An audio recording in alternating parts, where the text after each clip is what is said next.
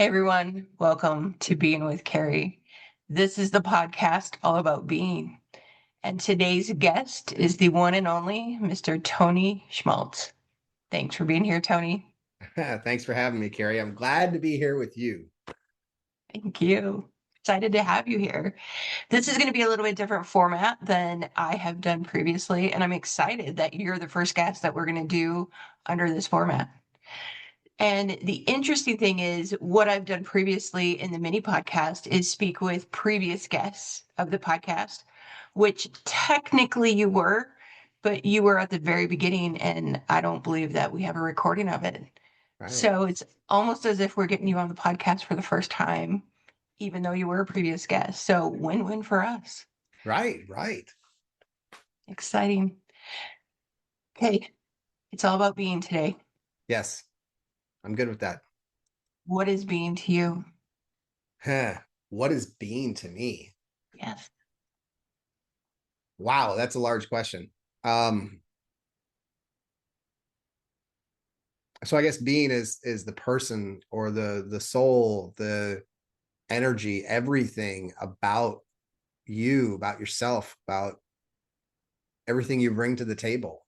And what's interesting about the being is that for a lot of people, and myself included from time to time, it doesn't mean it's necessarily good, bad, or otherwise. It can be everything in between. However, it is who we are and who we are being at that time.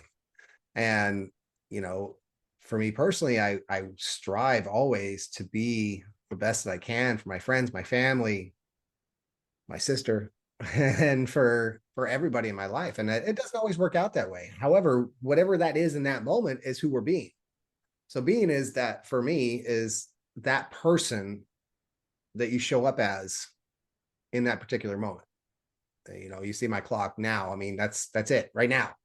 I'm being this person now, not yesterday, not tomorrow, now. I love that. There's so many things that came up for me while you were talking about that. I think the whole being concept and who you're being in the moment, how everything is right now, is a newer concept for me. I mean, it's only been about 3 years that I've even been aware of this idea, of living. And especially when you mentioned that clock of now. But you mentioned yesterday and you mentioned tomorrow. And for me, when you said it's right now, I was like, it's not 3 minutes ago. It's not 2 minutes in the future, but it's Mhm. right now Right. and right now. And I think I was able to really easily wrap my head around the concept of 3 weeks ago, tomorrow. But the concept of 7 seconds ago it was a little bit more daunting for me. Yeah. Because in my head, I'm like, well, if I did something wrong, then right now I'm going to feel like crap. And right now I'm going to hate myself. And right now, and that I got stuck in that loop at first. Tell me, what do you think? What are your thoughts when I say that? Well, I say that you're human because we all do that. We're welcome to planet Earth. We're human beings. Right. Um, but it's also your choice. And that's one thing I love about this world, about being a human being, is that we all have the choice. We have the choice of who we're going to be from moment to moment. And I say that moment to moment because 7 seconds ago was a moment ago. But right now we have this moment. And tomorrow we have another moment. But we're not there yet. We're at this moment. So we have the choice to be who we want to be now. Sometimes we choose to be somebody maybe we shouldn't be. You know, we might be frustrated, we might be upset, or we might be gleeful, we might be happy, we might be singing a song, but it's right now. It's this moment. That's who we're being. And I love this phrase. I kind of a cartoon nut because I got 4 kids, you know, so I watched all these Disney and Pixar and all these. Kung Fu Panda. I love the phrase by Master Oogway where he says, yesterday is history, tomorrow is a mystery, but today is a gift, which is why they call it the present.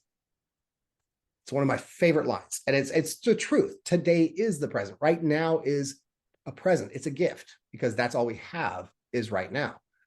So to your point, 7 seconds ago, yeah, you might have felt miserable, but right now, 7 seconds later, you have the choice whether you're going to feel miserable or not.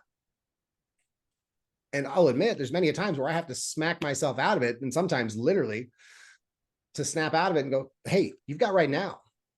That's gone. Stop it. Let's worry about now. And then when you realize that and you make that choice that you have now, you can make the next moment that much better. Uh, I think what really stood out for me was the word choice. Mm-hmm. Like, some of my story, and I grew up with a very difficult past. And coming into this mentality, I didn't know that I had the choice to decide who I was going to be every minute. And now that Right. I'm a coach and I talk to people all the time who don't know about coaching, or their idea of coaching is a little bit warped, they're like, well, this is just who I am. And you say, yeah, and that's a choice. And Mm-hmm. that's often a hard concept for other people to wrap their head around, because we're so conditioned to what we've already ingrained in ourselves as young as 2, 3, 4 years old. And that's just who we feel we are. And that's where the power stepped in for me. It's like this power was given to me of, I get to make a choice. And whatever Yeah. choice I make isn't right or wrong. It just is. Like you were saying at the very beginning, it just is. Everything is who you're being is just what it is and who you are. But you get to decide that. Right. And You're right. You get to decide that. And it's Steve Chandler. I can't remember if it's his book, Reinventing Yourself or Crazy Good, but Steve Chandler gives this example. And he was working with a client, and his client says to him, she says, I'd really like to be a public speaker. And he says, BS. And she's like, what do you mean? No, you really don't want to be a public speaker, because if you did want to be a public speaker, you would be a public speaker. And it's like, and he goes on to talk about how if you make the choice and that want is strong enough, then you'll make the choices necessary to do that, whether it means reaching out to people, whatever that looks like. And he goes on to talk about what that could be. However, the point is that if that's what you want to be, then be that. Make that choice. Take the steps necessary to be that person. If you want to be a public speaker, be a public speaker. If you want to be a coach, be a coach.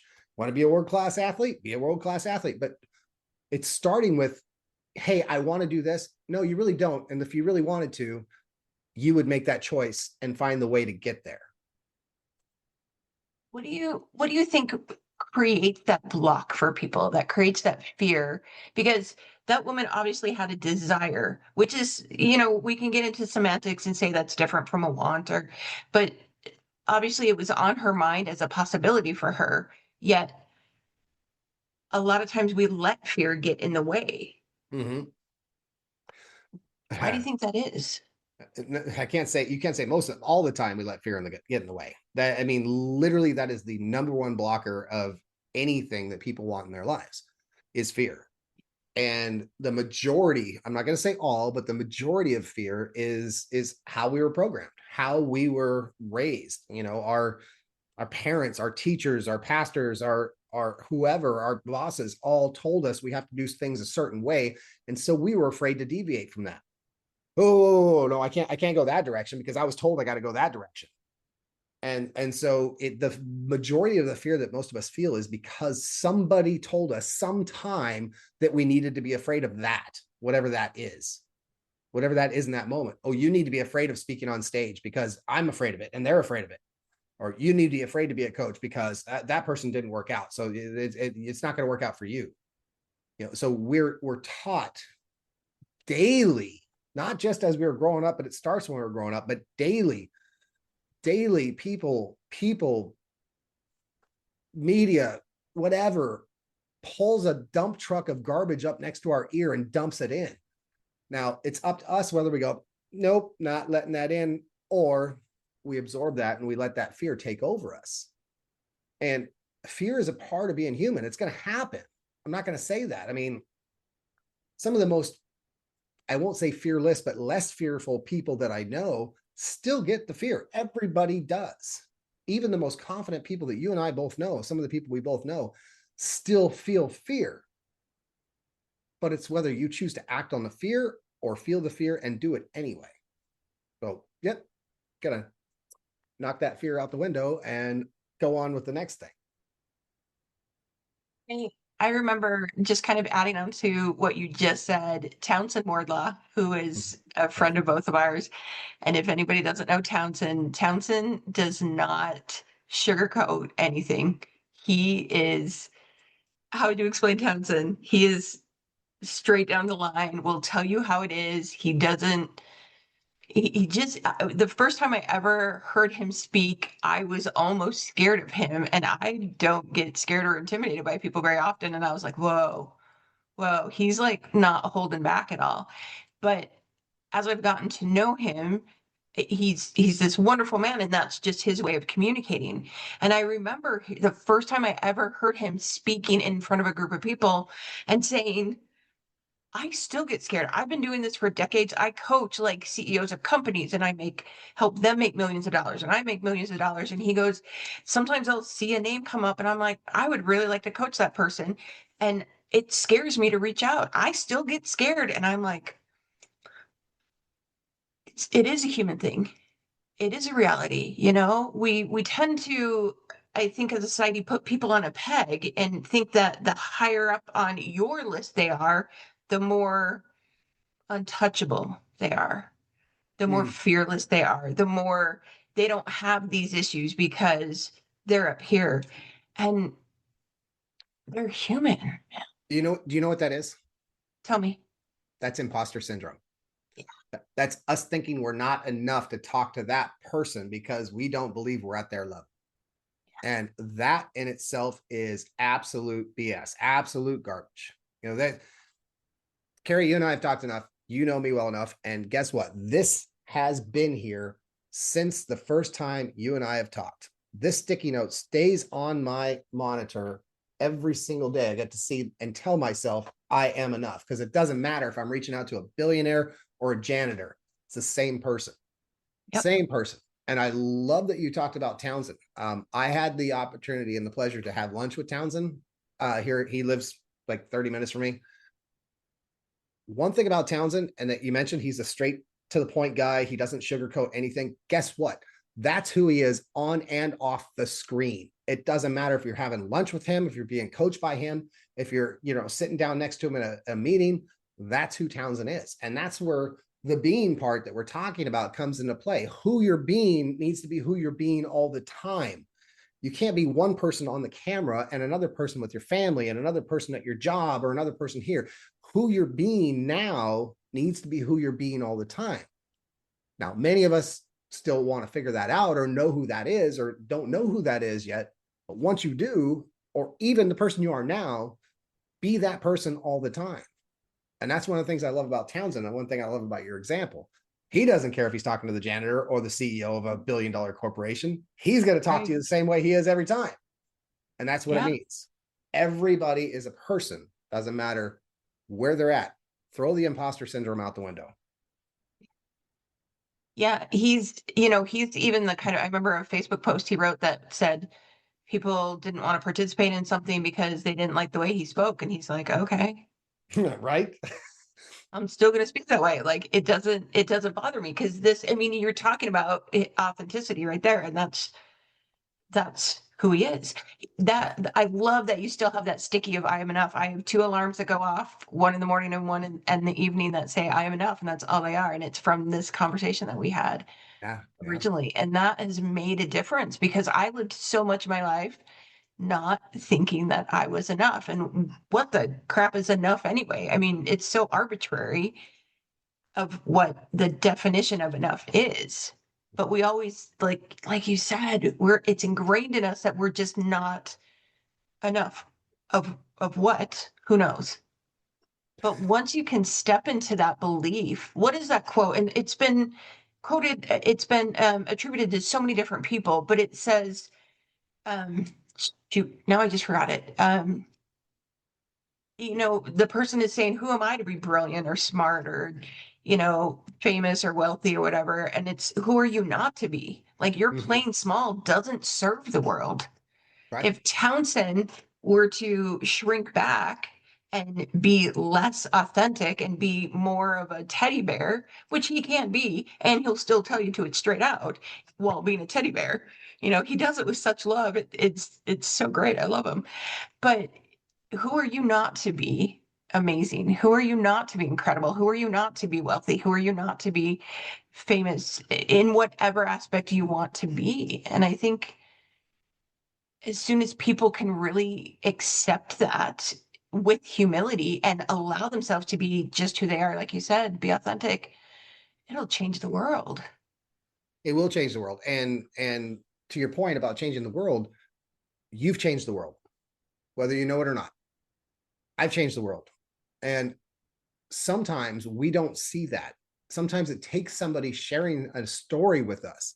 You've changed my world. And you may or may not know that. We've talked about it before.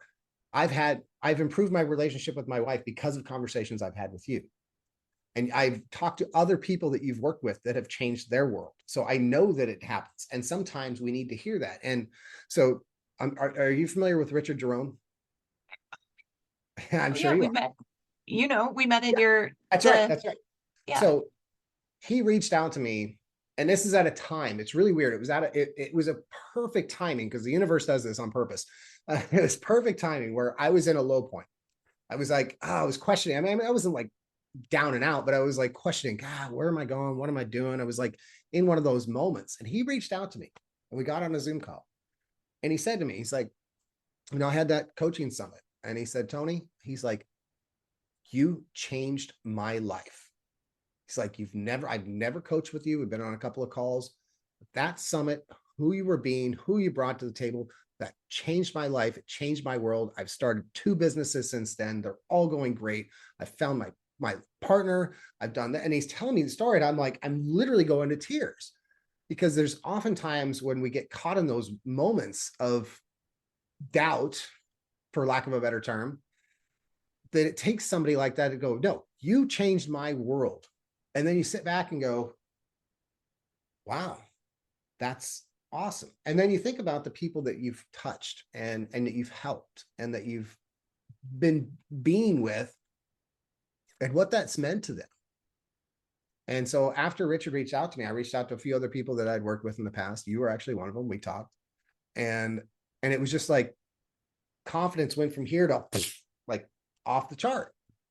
Because I'm like, you don't realize you are making a difference every time you talk to somebody like me, every time you talk to somebody on a Zoom, every time you put out a video, you are literally changing the world. You are changing somebody's being for the better. Thank you, Tony. Mm-hmm. Yeah. I that is humbling to hear because my hope is that I can change one person, Mm-hmm. even if that person is me, if that's it. And I want to acknowledge you in the same breath of how you've changed my life because anybody who knows my story knows about the Ultimate Experience event that I went to and what happened there and how that changed me. And I never would have been there if 4 days before you and I hadn't had a conversation and you were like, what the hell are you doing? Get your ass out there. And I'm like, it's in 4 days. And you're like, do it, make it Mm-hmm. happen. And I had never consciously created anything before. And I was like, oh, maybe I can do this. Yeah. I stepped into your belief of me and acted off of your belief in me because I didn't have that. But if you hadn't been willing to share that in that moment, I am going to start crying in a second. If you hadn't been willing to share that in that moment, I wouldn't be who I am today. And And it's I'm to you, it was just a little thing of just do it, Cari. And to me, it was earth shattering. So and thank what's you. absolutely my pleasure. You're welcome. And what's amazing to that is because of how you did that and events that followed had actually triggered similar circumstances in my life.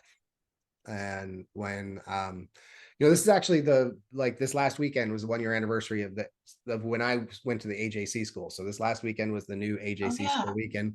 I went Yeah. last year in September, and and March. And what was funny is leading up to that first weekend, I'm sure everyone listening knows the story of when Steve Hardison asked Chris Doris to help pay for the venue or help I don't remember what her name was, but help her with whatever she needs for the event. And she asked him to pay for the venue, and he did. He didn't have the money, paid for it anyway. Turned out to be amazing.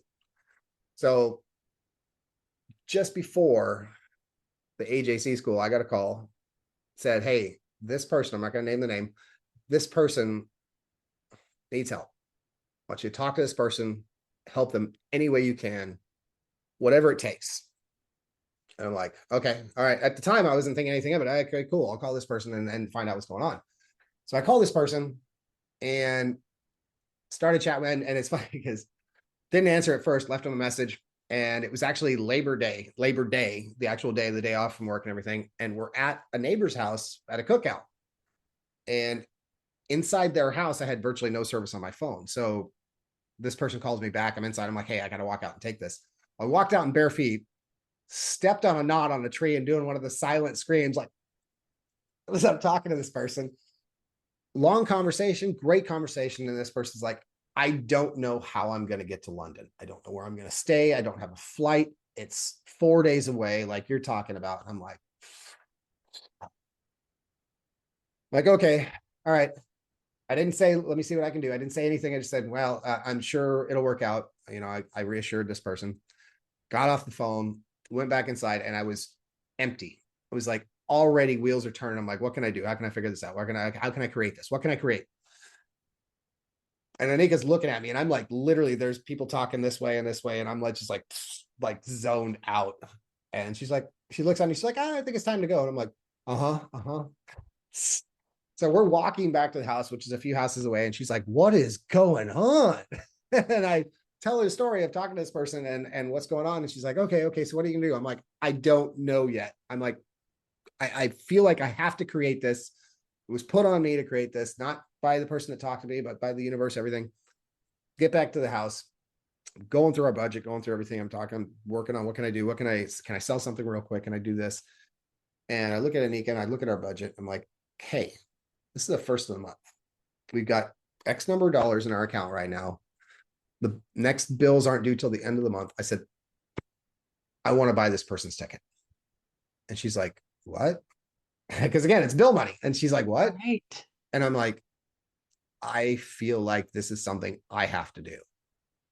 And she saw the look in my face. She looked back at me, and I love my wife. She's so supportive. She's like, if you feel like you have to do this, then do it. Then do it. I'm like, cool. All right. So this person said, text him first before calling him because he might not be in a position. I text him, like, hey, dude, call me back right away. And I've got this up on my computer screen. I'm like, I've got it set. I just need his information and hit. I know where he lives. I just need his I know what airport I need his address. I'm like, got it right there, ready to hit submit. He's not answering. I text him again. Hey, dude, I think I found you a way to go to London. Call me back. Nothing. I'm like, hey, dude, you really need to call me. And this is a few minutes. I don't want it to like reset on the computer. Right. So finally, I sent a voice message to the person that first called me. I'm like, hey, I've got a way to get this person to London. He's not answering. He's like, oh, I'm on the phone with him now. Let me tell him. I'm like, have him call me. Calls me right back within 10 minutes, flight booked. And coincidentally, we both had connections from different parts of the country into DC, and we were on the same flight, sitting one row in front of each other all the way to London. Wow. And he got to experience that weekend as that result. I have chills. Just I almost forgot. And please. so because again, I had no idea how I was going to come up with this, come up to make up the money for the bills. Oh, yeah. Literally, while I'm in London, I get a call from our friend Matt, setting me up for the speaking engagement at Amazon that paid for everything. Oh my gosh.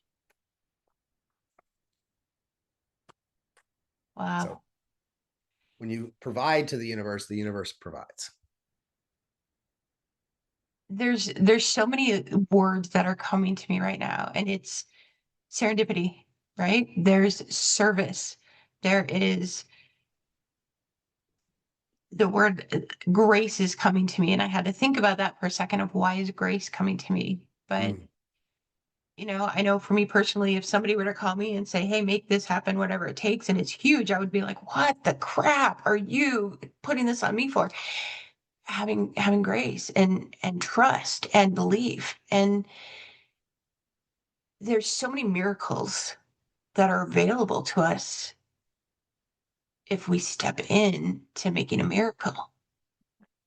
And since being a part of this community of coaches and people who are so centered on self awareness and being, the amount of miracles that I've watched and that I've been a part of that have happened for me and that I've been able to help other people with have been incredible. And that's, if we go back to what I was saying, that's where the world can change mhm, if we all just step into being our authentic self. Who were we when we were born into this world? I was thinking about this the other day. I used to work from home, and my company decided that nobody can work from home anymore starting this past January. And so I have to go and work at a branch every day. And I don't even work with any of these people. Like, the areas I cover aren't even where I live. And so I really have no reason to interact with these people at all. right. But over the past 8 months, I've started to get to know them. And in the office right next to mine, there is a guy that nobody likes because he's Mm, ornery and he's cranky and he's rude and I think he's great. And he just, the more I went in and started trying to talk to him, because he's so focused on work that he won't even stop and look at you. Like, you talk to him while he keeps working, and he can multitask amazingly. But the man has never looked at me once when I talk to him, and I'm like, "Do you like stupid jokes? I'm going to start telling you a stupid joke every day." So most days I go in there and tell him a dad joke. And then there's times where I sit in there and I'm like, "So, do you ever do any fishing?" Like, just to try and get him to open up. And sometimes he's like, "Why are you doing this?" And I'm like, "Because I used to be just like you. yeah. And I see what life is like now. And you have a choice. Hmm. You have a choice to be ornery and cranky." And I said, I see you pushing people away because then it justifies the fact that people aren't in your world. And he, at that point, he stopped typing. He didn't look at me, but he stopped typing. It's the only time I've gotten him to stop typing. And he stopped typing for a second and then started typing again. And he said, "I don't know what you're talking about." And I'm like, "Yeah, you do. Do you want to hear a stupid joke?" And that's it. But you find this grace for people, you find this love for people, because if it had been 3 years ago and I had been going to the branch, I would have disliked him just like everybody else, because he would try and push me away and I would have stepped into that and been like, "All right, I'm not going to have anything to do with you." Mm, But you start to see people when you have grace, you start to see people for who they truly are, yeah. Yeah. not for who they're pretending to be. Right. And you've heard some of this from me before. So for those of you listening that have known me throughout the Ultimate Coach and the group and everything, so I was a full-time coach for almost 3 years, and then now I'm a full-time employee and coach on the side. And for the first year-ish of my time at this company, I had a very big dislike for my boss, who was the president of the company. I thought he was a horrible leader. I thought this. I mean, I was pulling out the victim card, the negative, negative, negative, negative, and I was letting others around me feed that, and Yeah. it was getting back to myself, who I was being, back to what I said. If you're being who you're being now, you need to be at work, you need to be with your family. And I was like, I caught myself one day. I'm like, holy crap, I'm being one person here, but I'm being somebody else there. And it's like doing the work, the Byron Katie doing the work and asking yourself, is that true? Is it really true? And turning around and it was a conversation with my older brother. My older brother is somebody who have not seen eye to eye with very much in our lives. He did things a different way. He became very wealthy, but he did it the corporate way, all the way up through the ranks to be an executive at a big corporation. However, he came out to Tampa. We sat down and had dinner one night, and I was telling him some of the stuff back when I was thinking negative about my boss, and he's like, "Hey, he's like, Tony, I know you've told me good things about previous leaders, this, blah, blah, blah. And he's telling me about who being his coach. He was actually being incredibly supportive, more so than he usually is. And he said, I like to think that every person I've dealt with, whether they were a good employee or not, brings value in some way, shape, or form. We just need to see that value. And that goes back to a lot of things we've learned about, like even some of the comments like nobody deserves our judgment, everyone deserves our compassion, things like that. And so I shortly thereafter I took a different approach. I'm like, wow, well, okay, let's take a look and see what I can see in this person. And I did, and it changed. And my world changed. I didn't dread going to work every day. Don't get me wrong. I'd much rather be coaching full time again, but I don't Right. dread going to work every day like I used to. Yep. I can have a conversation with this person, and I know that everyone's doing the best they can with the thinking they have. Yep. And it's knowing that it's like, yeah, he may not think the same way as me, but he's doing the best he can because that's how he thinks and that's who he's being. Yep. And so I'm going to recognize this part of him that's the strong point, and I'm going to not worry about this piece over here that I used to worry about. And it just changed the whole world, the whole dynamic of who he and I were being, the people around us were being. It was incredible change. And it led into why I'm writing my next book, actually. That's Tony, I love that. I love that story. It's a simple concept Mhm.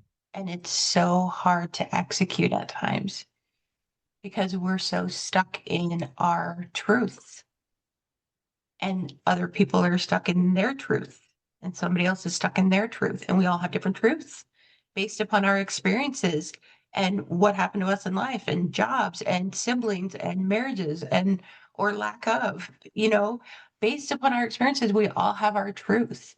But when Mhm. we can step outside of our truth to see when I started coaching with Dave, that the and concept was it was just I could not get it because I'm like, things are black, white, either or I'm right, you're wrong. Mm. And he's like, this can be right and this can be true. You can have two truths at the same time. You can have three truths at the same time. And you could be looking at one thing one way, somebody else could be looking at something another way, and both of those things are right, but you're looking at them completely differently. I just had this picture in my head of a I don't know if it was a meme that popped up, but it was a number six on the ground, and there was one guy standing at one end of it and another guy standing at the other end of it, and one guy was like, "It's a six," and the other guy it said it's a nine, and they were both right. Yeah. Yeah. And it's just being willing to accept other people's truth as their truth. You don't have to take that on as your own, but your truth is also correct. And where can you find that common ground like you did? Right. I, It's amazing. by the way, I love your example. I love the example you just gave. When we had our house in Panama City, we had a couple people over, and I was demonstrating the same idea to a couple of the guys there. I was talking about Mhm. how there can be two truths at the same time, and Mhm. everyone's perception tends to be a little different. And so I pointed to like a post that was holding up our back patio roof out there.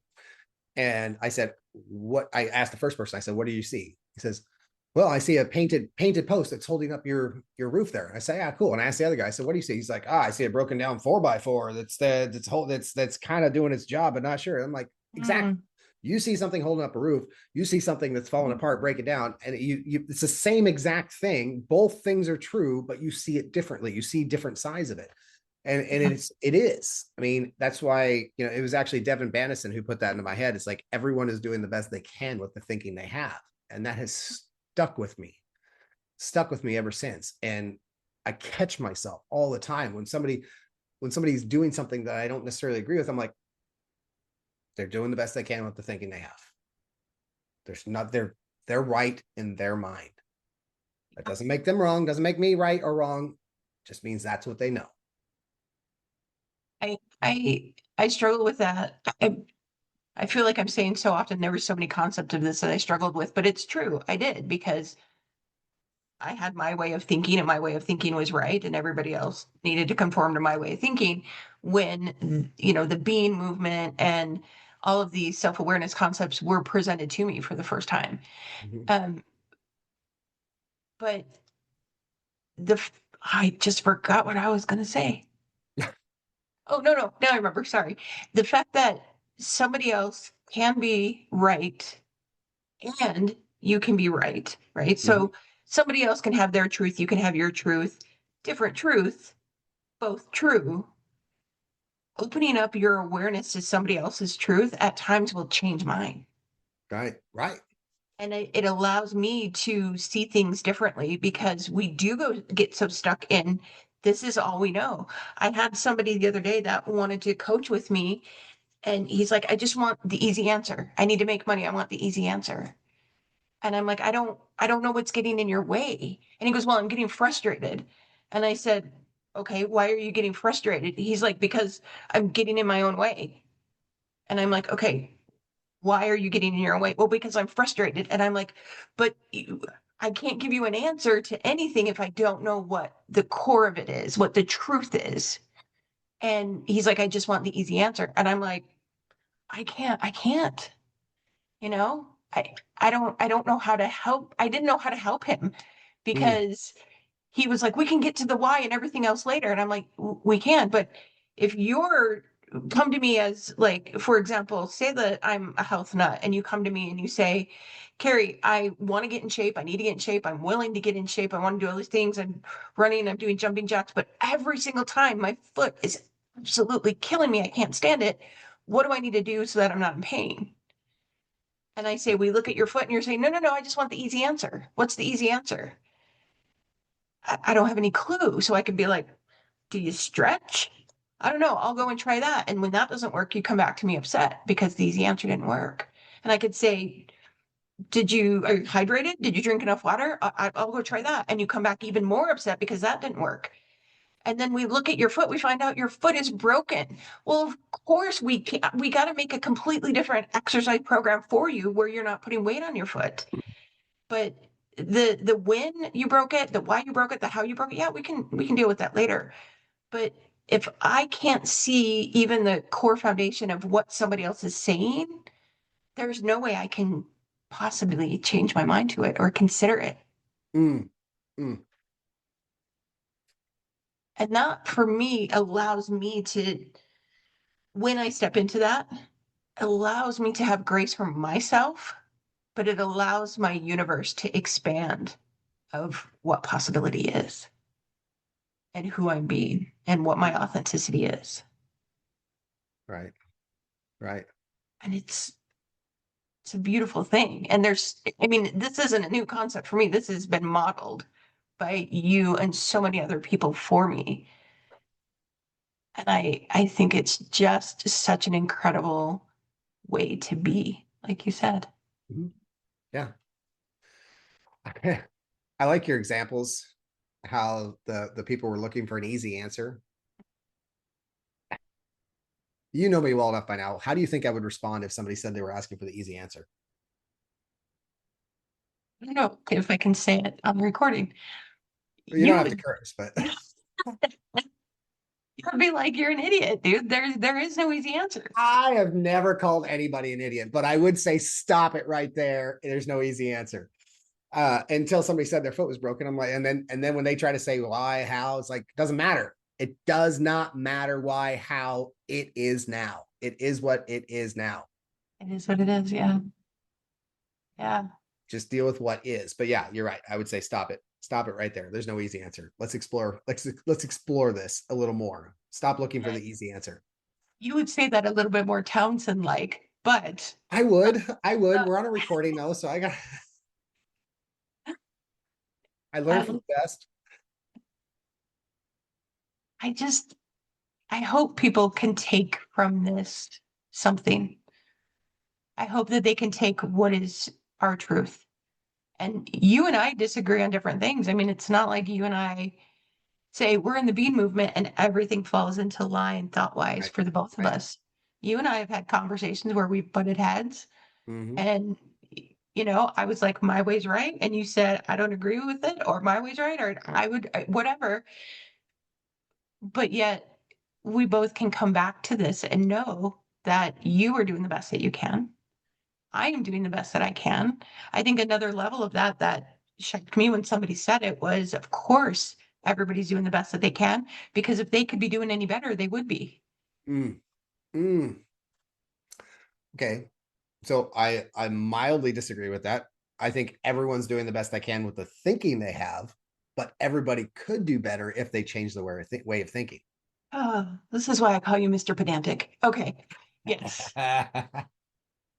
Thank you for clarifying that. Everybody is doing the best that they can in that moment with what they Yes, know, with what they know. Yes, I with agree with what that. they know, with how they've been raised, with the experiences they've had, everything.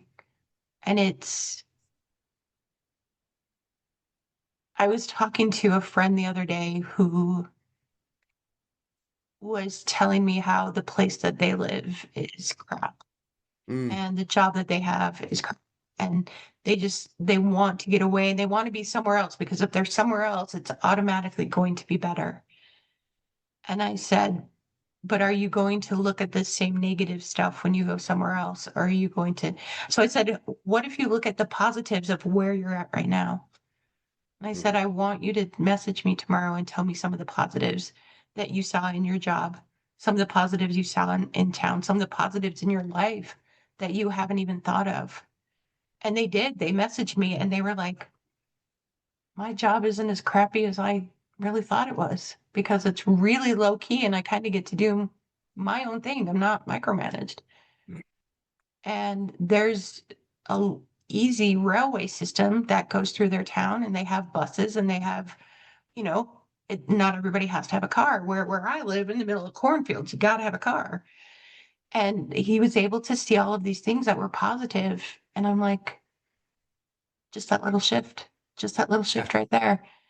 It changes, but your truth can change for you, even though you haven't changed and nothing around you has changed.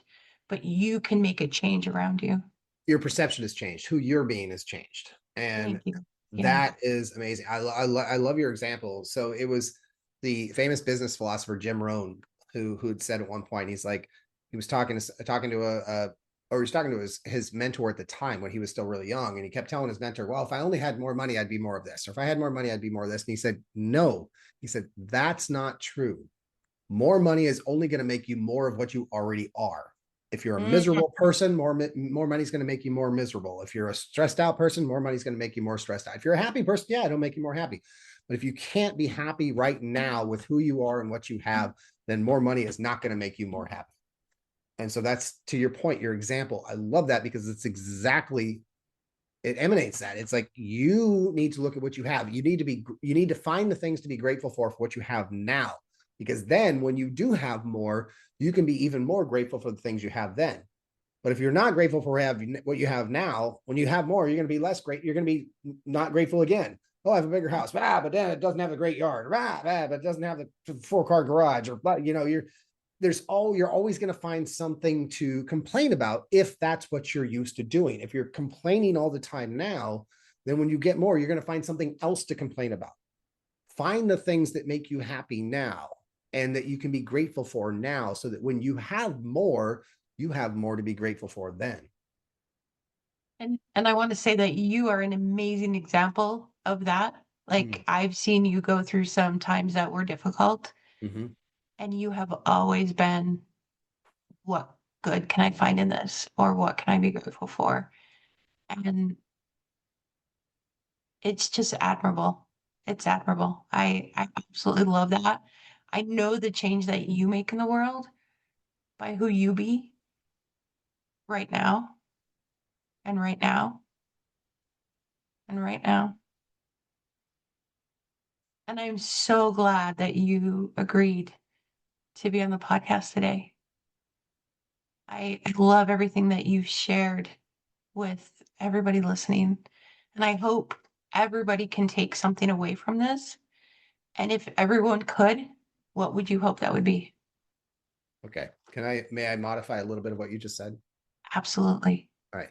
So instead of hoping what they're going to take away. So for everyone listening out there, this is not a hope of what you're going to take away.